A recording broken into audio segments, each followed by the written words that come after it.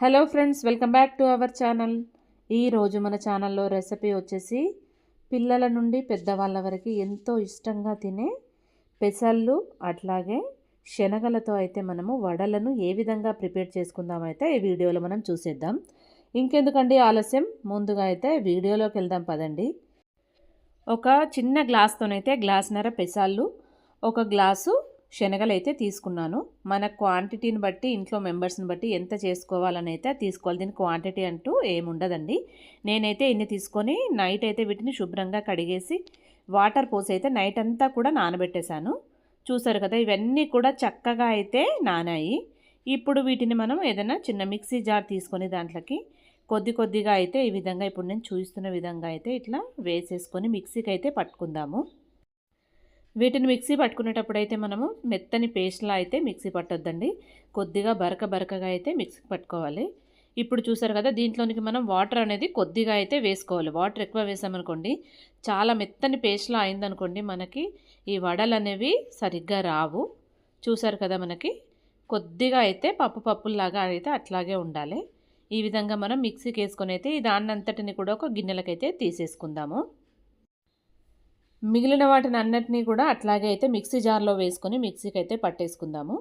ఇప్పుడు దీంట్లోనికి మనకు క్వాంటిటీకి సరిపడా అయితే మనము పచ్చిమిర్చిలను అయితే వేసుకుందాం. స్పైసీనెస్ ఉండాలి కాబట్టి ఈ విధంగా పచ్చిమిర్చిని అయితే ఒక 5-6 పచ్చిమిర్చిలన్నీ తుంచేసుకొని దీంట్లోకి అయితే వేసేసుకుందాము. ఫ్లేవర్ గురించి అయితే ఇప్పుడు మనం దీంట్లోకి 1 స్పూన్ జీలకర్రనైతే వేసుకుందామండి. టేస్ట్ అయితే చాలా బాగుంటుంది. ఇప్పుడు దీంట్లోనికే రుచికి సరిపడా ఉప్పునైతే వేసుకుందాము. ఉప్పైనా కారమైనా మనం తినే క్వాంటిటీని అయితే బట్టి మనం అయితే వేసుకోవాలి. దీంట్లోకి కొద్దిగా అయితే తగ్గించి వేసుకుంటేనే మంచిది. మనకు కొద్దిగా తగ్గింది అనుకున్నాం అనుకోండి, తర్వాత మనం పిండంతా కలిపిన తర్వాత టేస్ట్ చూసుకొని అయితే పైనుంచి కూడా వేసుకోవచ్చు. ఇప్పుడైతే దీని అంతటిని కూడా మనం మిక్సీకి అయితే పట్టేసుకుందామండి. చూసారు కదా, మొత్తం కూడా పేస్ట్ లాగా కాకుండా మనకు కొంచెం అయితే బరకగా ఉంటే మనకు పెసళ్ళు శనగల గారెలు అయితే మనకు చక్కగా అయితే వస్తాయి.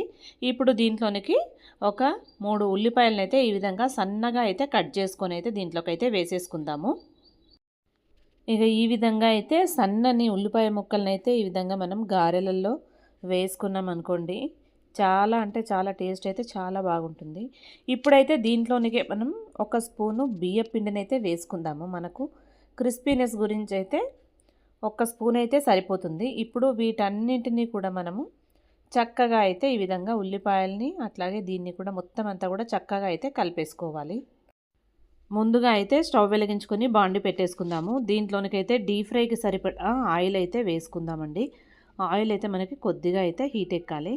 ఇందాక మనం మిక్సీ పట్టుకున్న పెసళ్ళు శనగల మిశ్రమం ఉంది కదండి, దాన్ని ఈ విధంగా చిన్న ఉండలుగా అయితే తీసుకొని కొద్దిగా చేతికైతే తడి చేసుకుంటూ గారెల్లాగా అయితే ఈ విధంగా మనము చేసుకోవాలండి. చూసారు కదా,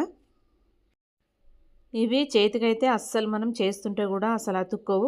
కొద్దిగా వాటర్ తడిని పెట్టుకుంటూ ఈ విధంగా అయితే చేసుకోవాలి.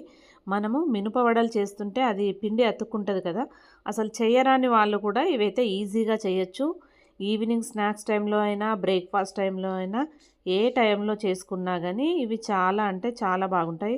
మనం అప్పటికప్పుడు వేడిగా అయితే తింటే టేస్ట్ అయితే చాలా బాగుంటుంది. చూసారు కదా, ఈ విధంగా వాటర్ తడిని కొద్దిగా చేయికి ఈ విధంగా చేసుకుంటూ చిన్న ఉండలుగా అయితే ఈ విధంగా చేసుకుంటూ మనం చేయి పైన ఈ విధంగా ప్రెస్ చేసుకొని ఇట్లా గారె షేప్లో చేసుకొని అయితే మనం ఆయిల్లో ఈ విధంగా వేసేసుకోవడం అనండి. ఇది సిమ్లో పెట్టుకొని అయితే వీటన్నింటినీ కూడా మనం చక్కగా అయితే ఫ్రై చేసుకోవాలి. ఎందుకంటే మనకు లోపలంతా కూడా కుక్ అవ్వాలి కాబట్టి వేసిన వెంటనే కూడా వీటిని కదపకుండా కొద్దిగా ఒక 2 మినిట్స్ అయిన తర్వాత ఈ విధంగా వీటిని మనము టర్న్ చేసుకోవాలి. చూసారు కదా, ఇవి ఇప్పుడు ఎంత చక్కగా వచ్చాయో. ఎక్కడా కూడా మనకు ఇవి విరిగిపోవు, అట్లాగే బాండికి అతుక్కోవు. మనం పొట్టుతో సహా మిక్సీకి వేసాం కాబట్టి వీటిలో ఫైబర్ అనేది చాలా ఎక్కువగా ఉంటుంది. కాబట్టి పిల్లలకు కూడా హెల్త్కి అయితే చాలా అంటే చాలా మంచిదండి. అప్పుడప్పుడైతే ఈ విధంగా పిల్లలకైతే చేసి ఇవ్వండి. మీరు కూడా ఒకసారి అయితే తప్పకుండా ఈ రెసిపీని అయితే ట్రై చేయండి. చాలా అంటే చాలా బాగుంటుంది. ప్లీజ్ ఎవరైనా మా ఛానల్ని సబ్స్క్రైబ్ చేసుకోలేకపోతే మా ఛానల్ని అయితే ఒకసారి సబ్స్క్రైబ్ చేసుకోండి. చూసారు కదా, ఇవన్నిటిని మనము రెండో వైపుకైతే ఈ విధంగా టర్న్ చేసుకున్నాము.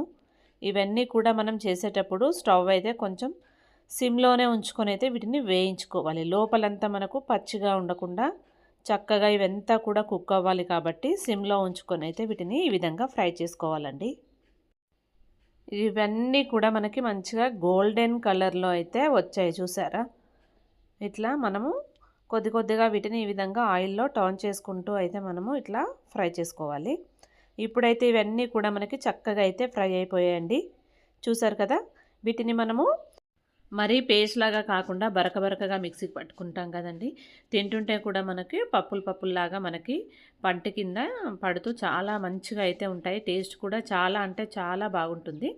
ఈ విధంగా మనం ఈజీగా అయితే వీటిని ప్రిపేర్ చేసుకోవచ్చండి.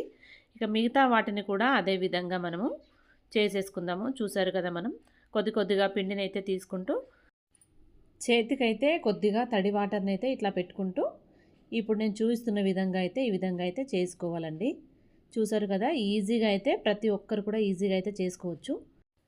శనగలు కానీ పెసాలు కానీ ఇవి రెండు కూడా పిల్లలకైతే బలాన్ని ఇచ్చే ఐటమ్స్ అండి. కాబట్టి మనం రొటీన్గా చేసుకునే మినప వడలు కాకుండా అప్పుడప్పుడు ఇలాంటివి కూడా పిల్లలకు అయితే ఇస్తుండాలి. మీరు కూడా ఒకసారి తప్పకుండా ట్రై చేయండి. ఇంకెందుకండి ఆలస్యం, ఏ విధంగా వచ్చింది అయితే ఒకసారి నాకు కామెంట్ బాక్స్లో అయితే ఒకసారి కామెంట్ చేయండి. చూసారు కదా, మరిన్ని గారెలు కూడా మనకైతే రెడీ అయిపోయాయి. దీన్ని చట్నీతో అయితే సర్వ్ చేసుకుంటే, ఏ చట్నీతో సర్వ్ చేసుకున్నా చాలా అంటే చాలా బాగుంటాయి. ప్లీజ్ ఈ వీడియో కనుక మీకు నచ్చినట్లయితే లైక్ చేయండి, షేర్ చేయండి, అట్లాగే సబ్స్క్రైబ్ చేయడం మాత్రం మర్చిపోకండి.